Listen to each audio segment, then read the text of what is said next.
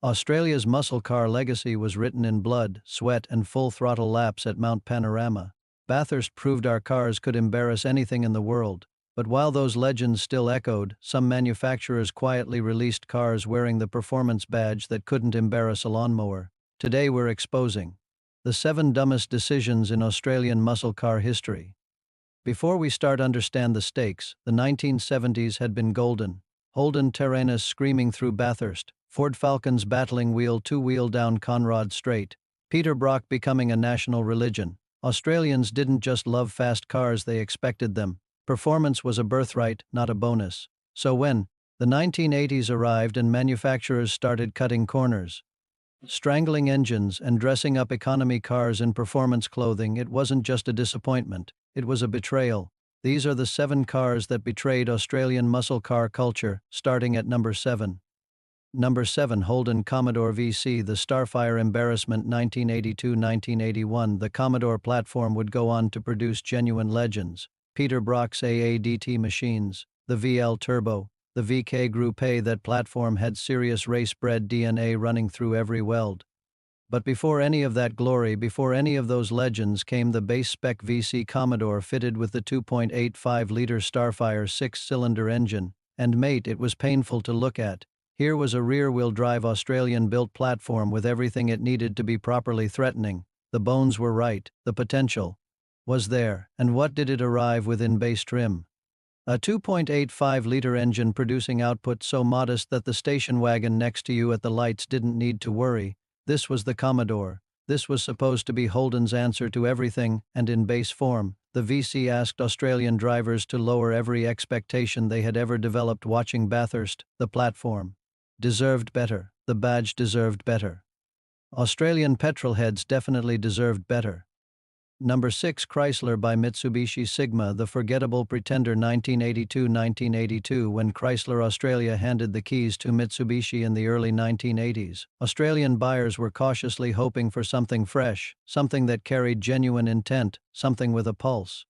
The Sigma wore sporty styling, sat on a rear-wheel drive layout, and arrived with marketing that implied you were buying a car with some genuine character. The reality was a car so thoroughly average that even the most generous road test of the era struggled to manufacture enthusiasm. No motorsport credibility, no performance achievement worth mentioning. No memorable variant that anyone in Australia talks about today. The Sigma asked Australian buyers to settle for mediocre, dressed it up in a vaguely sporty body, and called it progress. In a decade when Holden and Ford were still genuinely fighting each other on the track and the street, the Sigma arrived without any ammunition and expected to compete. It didn't, it couldn't. The forgettability alone earns its place on this list. Number 5, Ford Falcon XF base specification, a legend in name only. 1984 to 1988. Let that name sit with you for a moment. Falcon, the name that won Bathurst, the name that made Ford's entire Australian reputation. The name Alan Moffat made immortal, the name attached to G, though legends that still command 6-figure sums at auction today. By 1984, the XF Falcon carried every gram of that heritage, and then Ford released the base specification version with a 3.3-liter inline-6 so completely detoxified of performance intent that the Falcon badge on the bonnet felt like a deliberate insult to every Australian who had ever cheered that name. Understand what this meant. In 1984, Australian petrolheads still carried the emotional memory of what a Falcon was supposed to be, and the base XF handed them an engine tuned, first and foremost, for fuel economy. The higher specification XF Falcons were fine cars. But allowing the base model to wear the Falcon name into the performance conversation of 1,980 seconds Australia with that engine, with that tune, was a disrespect to an entire generation of Australian motorsport history. Ford knew the name. They just forgot what it meant.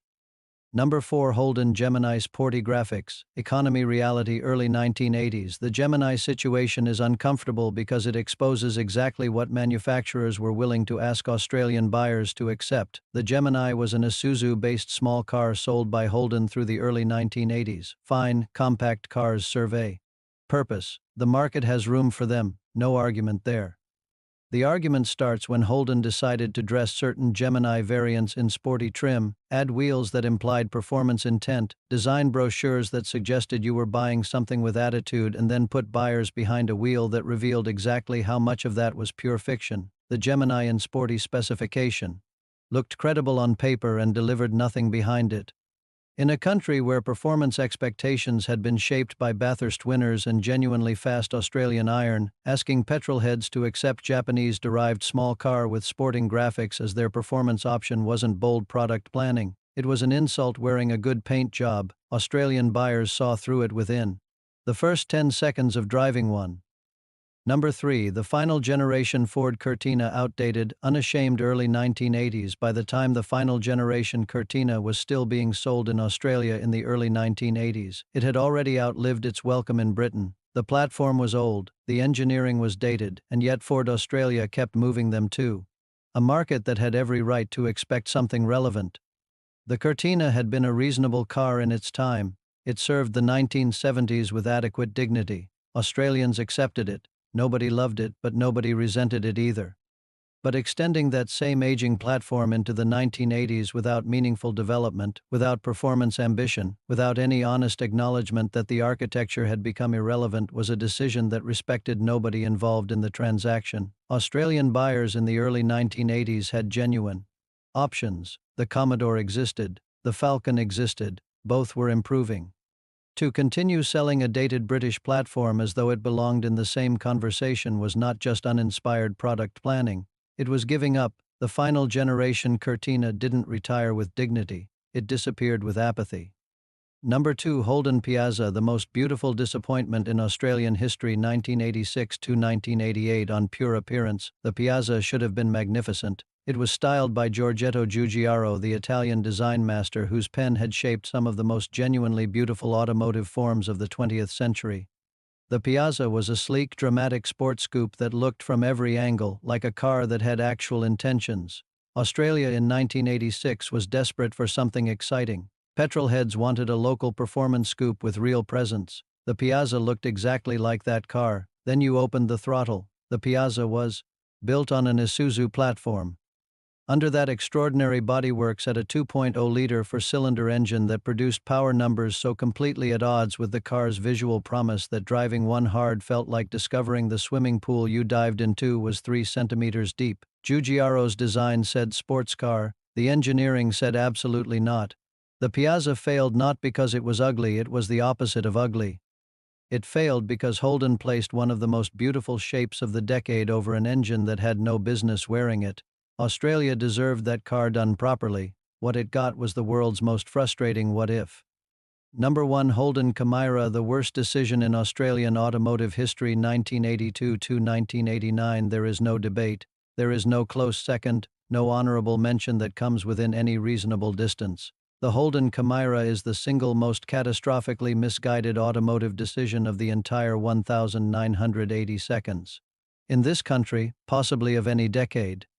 Launched in 1982, the Chimera was Holden's attempt to modernize. It was front-wheel drive, Australia's first front-wheel drive Holden passenger car. It carried a European-derived four-cylinder engine on a platform related to the Opel Ascona, on paper, a genuine step forward into the modern era. In reality, it was a disaster of such complete and sustained magnitude that Holden's reputation took years to recover.